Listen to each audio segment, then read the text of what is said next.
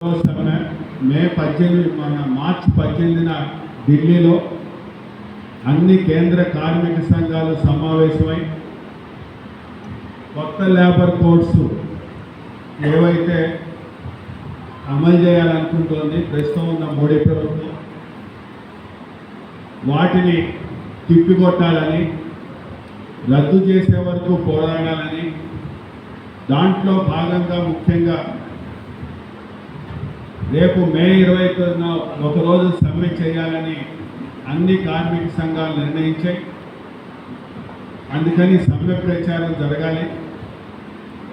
ఈ సమ్మె ప్రచారంలో ప్రధాన అంశం లేబర్ కోడ్లు. సరే, బొగ్గు గనుల ప్రైవేటీకరణ, బొగ్గు బ్లాకులన్నింటినీ వాళ్ళకు ఒప్పచెప్పడం, సింగరేణికి, కోల్ ఇండియాకి బొగ్గు బ్లాకులు అలాట్ చేయకపోవడం, ఇవన్నీ సమస్యలు ఉన్నాయి. వీటితో పాటు ముఖ్యంగా అసలు లేబర్ కోడ్స్ అమలు జరిగితే మనకి ప్రస్తుతం ఉన్న కార్మిక చట్టాలు ఏ విధంగా రూపాంతరం చెందుతాయి, మన హక్కులు ఏ విధంగా పోతాయి అనే విషయం మీద మనకు అవగాహన ఉండాలి.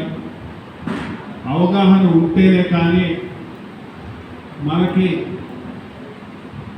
ఆ సీరియస్నెస్ అర్థమైతేనే కానీ కార్మిక వర్గం అంతా కూడా ఆ తీవ్ర స్థాయి వ్యతిరేకత వ్యక్తం చేస్తే కానీ ఈ మోడీ ప్రభుత్వం వెనక్కెళ్ళదు. 2019 రెండోసారి అధికారంలోకి రాగానే కార్మిక చట్టాలను మార్చాలనుకుంది. దానికి అనుగుణంగా గతంలో ఉన్న 29 కార్మిక చట్టాలని 4 కోడ్లుగా విభజించి ఆ 4 కోడ్లని పార్లమెంట్ ఆమోదింపజేసింది. దానికి రూల్స్ తయారు చేయమని చెప్పి కేంద్రంలోనూ రూల్స్ తయారు చేశారు. పార్లమెంట్ ఆమోదం పొందిన చట్టాలు అంటే కొత్త లేబర్ కోడ్ 29 స్థానంలో 4 లేబర్ కోడ్లు పార్లమెంట్ ఆమోదం పొందినాయి. వాటికి రూల్స్ కూడా ఫ్రేమ్ చేశారు, రాష్ట్రాలకు పంపించారు. రాష్ట్రాలు కూడా రూల్స్ తయారు చేయమన్నారు. రాష్ట్రాలు కూడా రూల్స్ తయారు చేయబడ్డాయి. ఇప్పుడు ప్రభుత్వం, కేంద్ర ప్రభుత్వం ఏ నిమిషంలో ఇవన్నీ ఈరోజు ఫలానా తేదీ నుంచి అమలులోకి వస్తాయి అని ప్రభుత్వం ప్రకటిస్తే ఆ రోజు నుంచి కొత్త లేబర్ కోడ్స్ అమల్లోకి రావటం అనే దానికి గ్రౌండ్ వర్క్ మొత్తం పూర్తయింది. ఆ ప్రకటనే ఆలస్యం. ఈ పార్లమెంట్ ఎన్నికలకి కోసం 2019-20లో పూర్తి చేసిన తర్వాత వచ్చిన కోవిడ్ పరిస్థితులు, ఎప్పటికప్పుడు ప్రతి సంవత్సరం కూడా మనం పారిశ్రామిక సమ్మెలు చేయటం,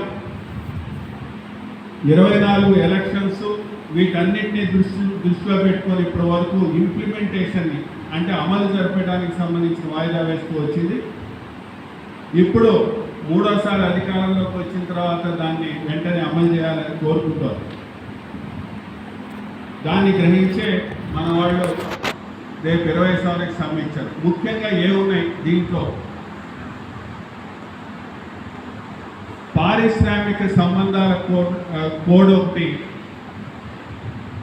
కొత్తగా తీసుకొచ్చారు, ఇండస్ట్రియల్ రిలేషన్స్ కోడ్ అని. దీంట్లో కొన్ని ముఖ్యమైన అంశాలు చేర్చారు. ఫిక్స్డ్ టర్మ్ ఎంప్లాయ్మెంట్ అనేది ఒకటి ప్రవేశపెట్టారు కొత్తగా. ఫిక్స్డ్ టర్మ్ మీరందరూ గుర్తుపెట్టుకుంటారు, కార్మికుల్లో కూడా ప్రచారం చేయాలి. నేను మొత్తం కోడ్లలో ఉన్న అంశాలన్నీ కూడా నేను ఇప్పుడు చెప్పదలుచుకోలేదు, ఎందుకంటే షార్ట్ టైం పడుతుంది, మీరందరూ కూడా కన్ఫ్యూజ్ అవుతారు.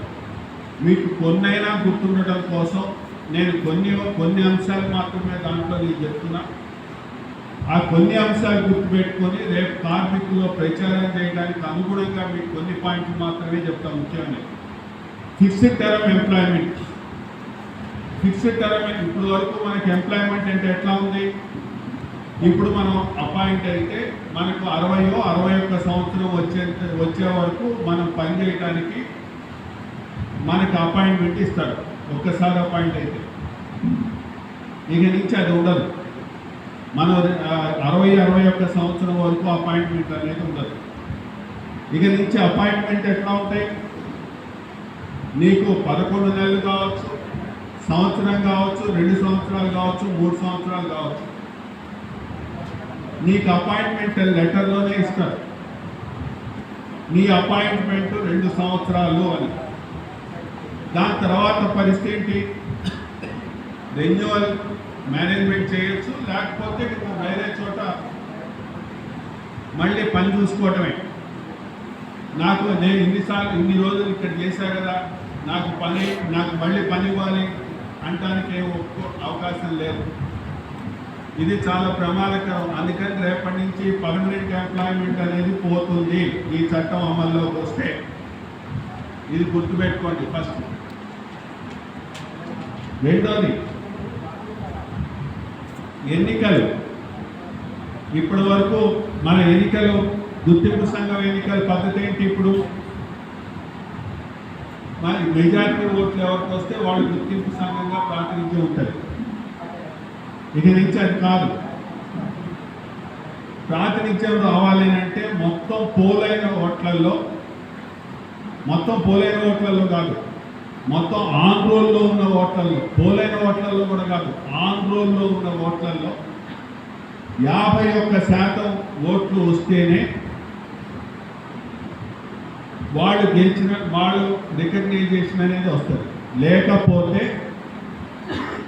20% ఒకళ్ళ చొప్పున ప్రాతినిధ్యం ఉంటుంది. ఇప్పుడు ఎన్నికలు ఎవరు నిర్వహిస్తున్నారు? లేబర్ డిపార్ట్మెంట్ నిర్వహిస్తుంది మీడియేటర్గా. మనం లేబర్ డిపార్ట్మెంట్కి రాస్తాం, లేబర్ డిపార్ట్మెంట్ వాళ్ళు వచ్చి ఎన్నికల నిర్వహణ అంతా జరిపి వాళ్ళే మొత్తం ఎన్నికల కౌంటింగ్ వరకు వాళ్ళే జరిపి వాళ్ళే ఫలానా వాళ్ళు ఇన్ని ఓట్లు వచ్చినాయి, వాళ్ళు గెలిచారు అని చెప్పి డిక్లేర్ చేసి వెళ్ళిపోతారు. కానీ ఇక నుంచి అట్లా ఉండదు. ఏ కంపెనీ ఉంటుందో ఆ కంపెనీ యాజమాన్యమే నిర్ణయిస్తుంది ఎవరు గుర్తింపు అనేది. మూడోది, ఆ గుర్తింపులో కూడా ఇప్పటి వరకు మన సింగరేణిలో ఫాలో అవుతున్న పద్ధతి ఏంటి? ఎన్నికలు 51% దేని మీద డిసైడ్ అవుతుంది? ఎన్నికలు అనే దాని మీద. కానీ ఎన్నికలు ఒకటే రికగ్నైజేషన్ కాదు. ఇప్పుడు చాలా పరిశ్రమల్లో ఎన్నికలు లేవు. మరి అక్కడ రికగ్నైజేషన్ దేని మీద ఆధారపడి ఉంటుంది? సభ్యత్వం మీద ఆధారపడి ఉంటుంది. ఆ సభ్యత్వం అనేది ఎవరు గుర్తించాలి? లేబర్ డిపార్ట్మెంట్ వాళ్ళు వెరిఫికేషన్ చేసి గుర్తిస్తారు దీనికి ఇంత సభ్యత్వం ఉంది అని చెప్పి. మనం సబ్మిట్ చేస్తాం, మాకు ఇంత సభ్యత్వం ఉందని. లేబర్ డిపార్ట్మెంట్ వాళ్ళు దాన్ని వెరిఫై చేస్తారు. వెరిఫై చేసి దానికి వీళ్ళకి ఇంత సభ్యత్వం ఉందని గుర్తిస్తారు. దాంట్లో మెజారిటీ సభ్యత్వం ఉన్న వాళ్ళకి రికగ్నైజేషన్గా చాలా పరిశ్రమల్లో ఇస్తారు, కొన్ని పరిశ్రమల్లో ఇస్తారు. ఇక నుంచి ఆ సిస్టమ్ ఉండదు. అంటే ఏ సిస్టమ్, ఆ సిస్టమ్ ఉండదని కాదు, ఏ సిస్టంలో ఎన్నికలు జరపాలనేది ఉండదు. మేనేజ్మెంటే డిసైడ్ చేస్తుంది. మేనేజ్మెంటే ఫలాని యూనియన్కి 51% మంది సభ్యత్వం ఉందని అనుకుంటే దానికి రికగ్నైజేషన్ మేనేజ్మెంటే ఇచ్చేస్తుంది. అంటే దాని అర్థం ఏంటంటే పూర్తిగా యాజమాన్యానికి అనుకూలమైన యూనియనే రికగ్నైజేషన్గా ఉండటానికి సంబంధించి అవకాశాలన్నీ చట్టంలో మార్పులు చేయబడ్డాయి. ఇది మీరు గుర్తుపెట్టుకోండి. ఇంకొక ముఖ్యాంశం, రిజిస్ట్రేషన్, యూనియన్ రిజిస్ట్రేషన్. ఇప్పటి వరకు ఏంటి? యూనియన్ రిజిస్ట్రేషన్ కావాలంటే ఏడుగురు కార్మికులు కలిసి మేము ఒక యూనియన్ పెట్టుకుంటాము అని చెప్పి యూనియన్ రిజిస్ట్రార్కి దరఖాస్తు చేస్తే యూనియన్ రిజిస్ట్రేషన్ అవుతుంది. ఇప్పుడున్న చట్టం ప్రకారం ఏ సంస్థలోనైనా 7 కార్మికులు చాలు. కానీ ఇప్పుడున్న దాంట్లో, ఇప్పుడు కొత్తగా వచ్చిన చట్టంలో ఏంటంటే 10% మంది కార్మికులు వాళ్ళందరూ కలిసి మేము యూనియన్ పెట్టుకుంటామని నిర్ణయించి సంబంధించి సంతకాలు పెడితేనే ఆ యూనియన్ రిజిస్ట్రేషన్ అవుతుంది. అంటే దాని అర్థం ఏంటి? ఇప్పుడు ఉదాహరణకి సింగరేణిలో 43,000 మంది కార్మికులు ఉన్నారనుకోండి. ఒక యూనియన్ ఎవరైనా కొత్తగా పెట్టాలనుకోండి, ఎంతమంది పెట్టాలి కలిపి? 4,300 మంది కలిపి మేము ఒక యూనియన్ పెట్టుకుంటున్నాము అని చెప్పి దరఖాస్తు ఇస్తే యూనియన్ రిజిస్ట్రేషన్ అనేది అవుతుంది. ఇది సాధ్యమా? కొత్త యూనియన్కి ఏదైనా కొత్త యూనియన్ పెట్టాలంటే అందుకని భవిష్యత్తులో యూనియన్ రిజిస్ట్రేషన్ కూడా కష్టం అవుతుంది. కొత్త యూనియన్ రిజిస్ట్రేషన్ పోనీ యూనియన్ రిజిస్ట్రేషన్ అయినా ఒక్కసారి రిజిస్టర్ అయితే అది పర్మనెంట్గా అట్లా ఉంటుందా? మనం ఎవ్రీ ఇయర్ మనం ప్రతి సంవత్సరం మన సభ్యత్వం, మన జమా ఖర్చులు ఇవన్నీ ఎవ్రీ ఇయర్ మనం లేబర్ డిపార్ట్మెంట్ యూనియన్ రిజిస్ట్రార్కి పంపుతాం. మన యూనియన్ రిజిస్ట్రేషన్ లైవ్లో ఉండటానికి. ఇప్పుడు కనుక నీ లెక్కలు సరిగా లేవు, నా సంతృప్తికరంగా లేదు కాబట్టి నీ యూనియన్ రద్దు చేస్తున్నాను అంటే అనే అధికారం రిజిస్ట్రార్కి కల్పించబడింది. అంటే దాని అర్థం ఏంటి? ఏ యూనియన్ అయినా సరే ప్రభుత్వానికి వ్యతిరేకంగానో యాజమాన్యానికి వ్యతిరేకంగానో ఉందని భావిస్తే యాజమాన్యం రిజిస్ట్రార్ ఒక కలిస్తే ఆ యూనియనే రద్దయ్యే అవకాశం ఈ కొత్త చట్టంలో కల్పించబడింది. అంటే భవిష్యత్తులో యూనియన్ నడపాలి అంటే ఎందుకు చేశారు ఈ మార్పు? యాజమాన్యానికి లొంగి ఉండాలి, ప్రభుత్వానికి లొంగి మనం పనిచేయాలనే ఉద్దేశంతో ఇటువంటి మార్పులన్నీ చేయడం అనేది జరిగింది. అందుకని యూనియన్ గట్టిగా పోరాడే వాళ్ళ యూనియన్ ఎప్పుడైనా సరే రద్దు చేసే అవకాశం కూడా ఇది కల్పించబడుతుంది. ఇంకొకటి,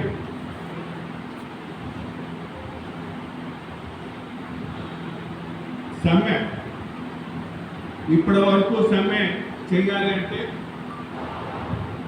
మనం సంఘాలు సమ్మె నోటీస్ ఇస్తే 14 రోజుల ముందు కంపెనీకి సమ్మె నోటీస్ ఇస్తే లేబర్ ఆఫీసర్ పిలుస్తాడు, చర్చలు జరుగుతూ ఉంటాయి. ఆ ఫెయిల్యూర్ రిపోర్ట్ని బట్టి మనం సమ్మె చేస్తూ ఉంటాం, సమ్మెకి వెళ్తాం. ఇక నుంచి సమ్మె చేయాలి అంటే గుర్తుపెట్టుకోండి, 51% మంది కార్మికులు, అంటే మన సింగరేణి సంస్థలో 43,000 మంది కార్మికులు పనిచేస్తుంటే ముందు బ్యాలెట్ నిర్వహించాలి. 21,000 మంది కార్మికులు దానికి అనుకూలంగా, సమ్మెకు అనుకూలంగా ఓటు వేయాలి. ఓటు వేస్తేనే అప్పుడు సమ్మె నోటీసు, యూనియన్ సమ్మె నోటీసు ఇవ్వడానికి అధికారం ఉంటుంది. బ్రాంచ్ కార్యదర్శి రవీణ గారు స్టేజ్ మీద రావాలన్నారు.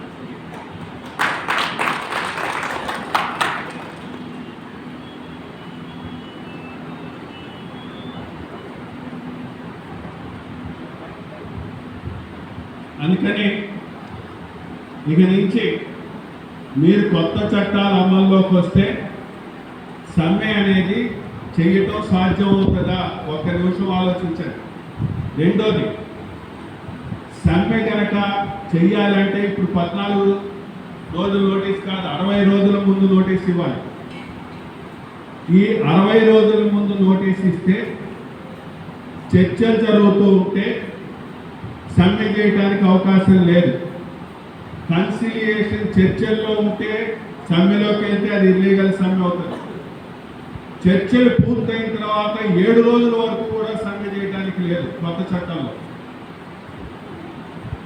ఒకవేళ ఇల్లీగల్ సమ్మె కనుక ఎవరన్నా చేస్తే వాళ్ళకి సంవత్సరం, కార్మికులు చేస్తే సంవత్సరం జైలు శిక్ష, 10,000 రూపాయల వరకు జరిమానా ఉంటుంది. 10,000 నుంచి 50,000 వరకు. అదే యూనియన్ కనుక చేస్తే, ఇల్లీగల్ సమ్మె చేస్తే దానికి లక్షల రూపాయల పెనాల్టీ ఉంటుంది. యూనియన్ కూడా సమ్మె చేస్తే, ఇల్లీగల్ సమ్మె చేస్తే పెనాల్టీ యూనియన్ నాయకులు కూడా జైలు శిక్షలు ఇవన్నీ కూడా ఉంటాయి ఈ చట్టంలో. అంటే సమ్మె అనేది భవిష్యత్తులో కావటం అనేది అవకాశం లేనే లేదు. ఇక నాలుగోది, ఇంకో ఐదో అంశం సిఎంపిఎఫ్ కంట్రిబ్యూషన్. ఇప్పుడు మన పిఎఫ్ కంట్రిబ్యూషన్ ఎంత చేస్తున్నారు? మనకి 12%. ఎంత అవుతుంది? 12%. మన సిఎంపిఎఫ్ ఎంత కట్ అవుతుంది? 12%. 12% అవుతుంది. కొత్త చట్టంలో 10% ఉంది. 10% మించి చేయడానికి లేదు. అంటే ఏమవుతుంది? తగ్గించబడుతుంది. మనకి 12% నుంచి 10%. 10% పడిపోతుంది. పడిపోతే యాజమాన్య కంట్రిబ్యూషన్ కూడా పడిపోతుంది. 2% తగ్గిపోతుంది. మనది 2% తగ్గుతుంది, యాజమాన్యాన్ని 2% తగ్గుతుంది. మొత్తం 100కి 4 రూపాయలు రిటైర్ అయ్యి వచ్చే సిఎంపిఎఫ్ పైసల్లో నుంచి మనకి నష్టం జరుగుతుంది. అంటే మనకి రిటైర్ అయినప్పటికీ అది లక్షల రూపాయలు. 100కి 4 రూపాయలు అంటే మన జీతాలు 8,000 ఉన్నాయి. మనం రిటైర్ అయినప్పటికీ మన సంవత్సరం సర్వీస్ ఎంత ఉంటుంది? ఎన్ని లక్షల రూపాయల నష్టం మీరు చూడండి. అందుకని పిఎఫ్ కంట్రిబ్యూషన్ని ఇదొకటి. ఏదైనా ఇంకా చట్టంలో ఏం చేర్చారంటే, ఏదైనా ఒక సంస్థ నష్టాల్లో నడుస్తూ ఉంటే మేము పిఎఫ్ చెయ్యలేము అని అంటే దానికి ఆ సంస్థకు పిఎఫ్ నుండి మినహాయించారు. ఉదాహరణకి సింగరేణి నష్టాల్లోకి వెళ్ళింది అనుకోండి, ఇప్పుడు లాభాలు ఉన్నాయి కాబట్టి మేము నష్టాల్లో ఉన్నాం, మేము పిఎఫ్ కట్టలేమని అంటే దానికి మినహాయింపు ఉండదు. అదో తర్వాత కార్మికులు యాజమాన్యము మన కలిసి మా సంస్థకి పిఎఫ్ అక్కర్లేదు అని రాసిస్తే పిఎఫ్ నుంచి మినహాయించబడుతుంది చట్టం. అంటే కొన్ని చిన్న చిన్న పరిశ్రమలు లేకపోతే కాంట్రాక్ట్ కార్మికులు, కాంట్రాక్ట్ వ్యవస్థ వీళ్ళంతా కూడా ముందే రాయించుకుంటారు. రాయించుకొని సబ్మిట్ చేసి మినహాయింపు పొందడం అనేది జరుగుతుంది.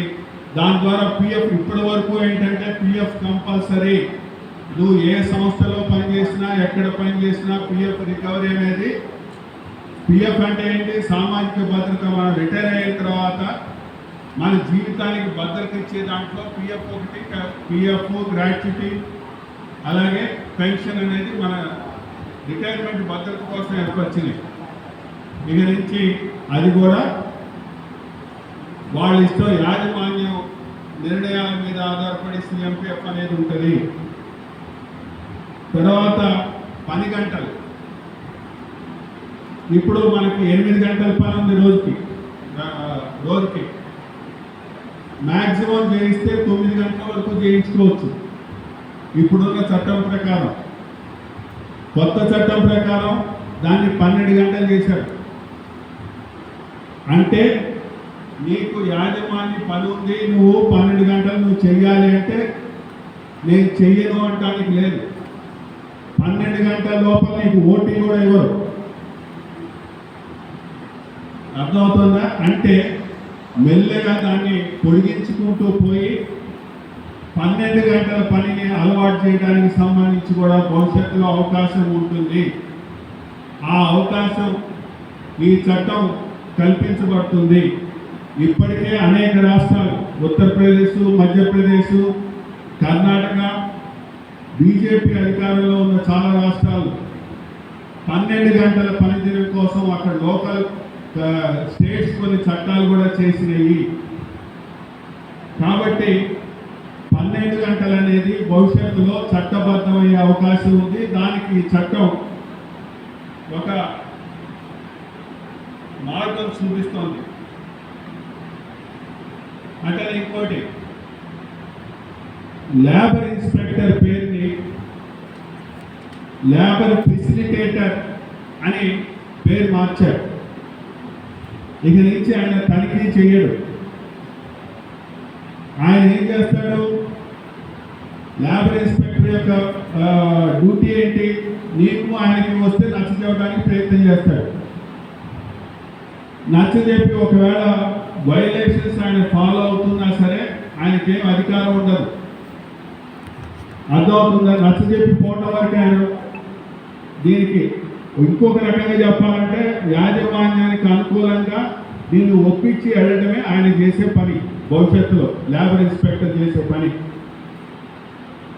ఆయనకి చట్టపరంగా మీ మీద ఒకవేళ నాకు జీతాలు సరిగ్గా ఇవ్వట్లేదని కంప్లైంట్ చేసామనుకో, లేబర్ ఇన్స్పెక్టర్ వచ్చి వాళ్ళ మీద చర్య తీసుకునే హక్కు లేబర్ ఇన్స్పెక్టర్కి ఉండదు. నచ్చి చెప్తాడు, ఆయన దగ్గర పైసలు ఉంటాయా, ఇవాళ కాబట్టి రేపు ఇస్తాడు కదా, మీరు సర్దుకోండి అని నచ్చ చెప్పడానికి మాత్రమే వస్తాడు ఇక నుంచి. అన్నిటికన్నా ఇంకో ప్రమాదకరమైనది ఏంటంటే వేజ్లో ఫ్లోర్ వేజ్ అనేది ఒక కొత్తగా ఇప్పుడు కనీస వేతనం అనేది చట్టం ఉంది. సరే, మనకంటే కేటగిరీ 1 ఇవన్నీ వేజ్ బోర్డులలో డిసైడ్ అవుతాయి. కానీ కాంట్రాక్ట్ కార్మికులకి ఏంటి వేతనం? కనీస వేతనం అని ఉంటుంది. ఇప్పుడు 500 రూపాయల చిల్లర ఎంతో ఉంది ఇప్పుడు ప్రస్తుతం రోజుకి. ఇప్పుడు ఈ కనీస వేతనం అనేది దాని స్థానం అది ఉంటుంది. అది కాక ఫ్లోర్ వేజ్ అనేది ఒక కొత్తగా ఈ చట్టాల్లో చేర్చారు. ఫ్లోర్ వేజ్ అంటే ఏంటంటే మనకి అది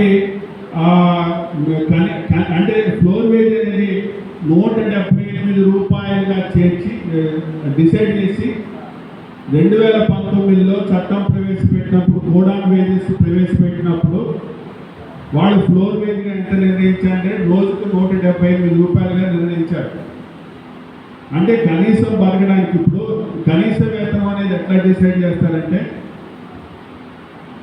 ఒక కుటుంబంలో 5 మనుషులు, ఈ 5 మనుషులు తినటానికి, బట్ట కట్టడానికి, సినిమాలు చూడటానికి, ఎప్పుడన్నా మాంసం తినటానికి, ఎప్పుడన్నా ఎంటర్టైన్మెంట్కి సినిమాలు చూడటానికి, వీటన్నిటికీ కలిపి లెక్క వేసి కనీస వేతనం అనేది దానికి ఒక లెక్క ఉంది. 56లో కనీస వేతనం ఎట్లా డిసైడ్ చేయాలనో కమిటీ ఉంది, దాని ప్రకారం చేస్తారు.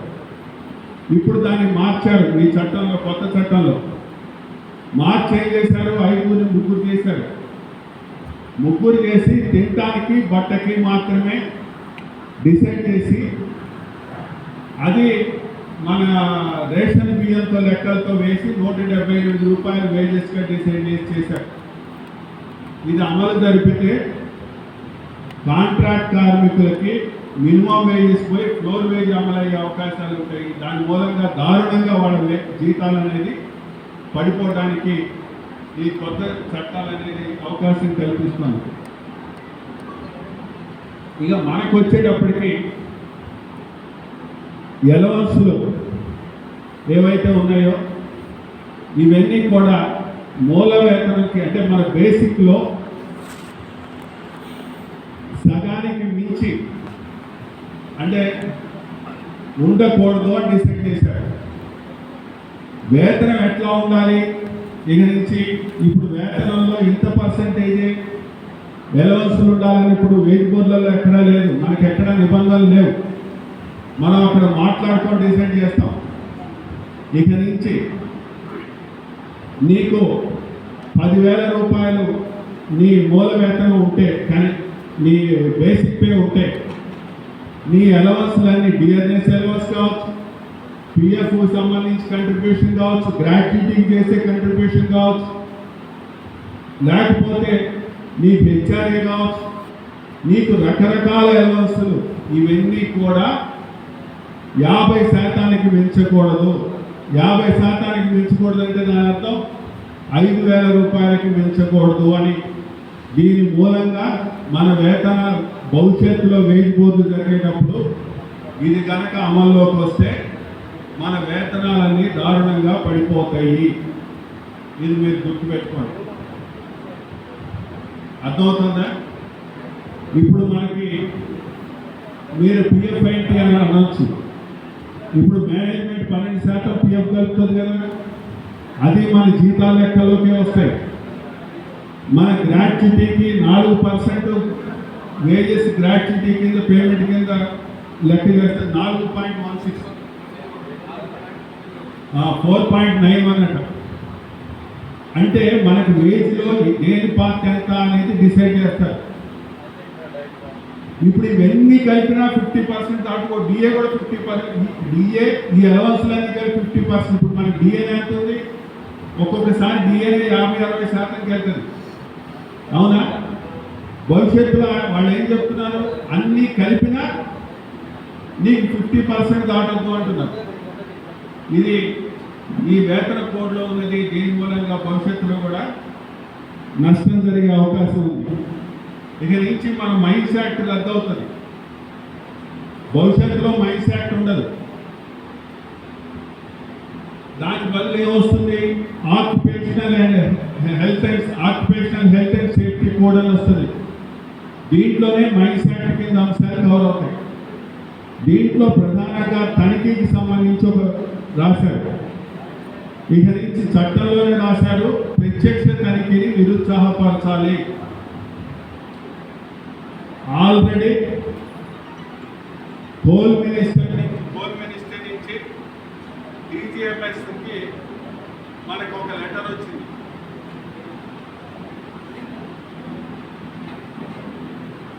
DGMSకి ఒక లెటర్ వచ్చింది.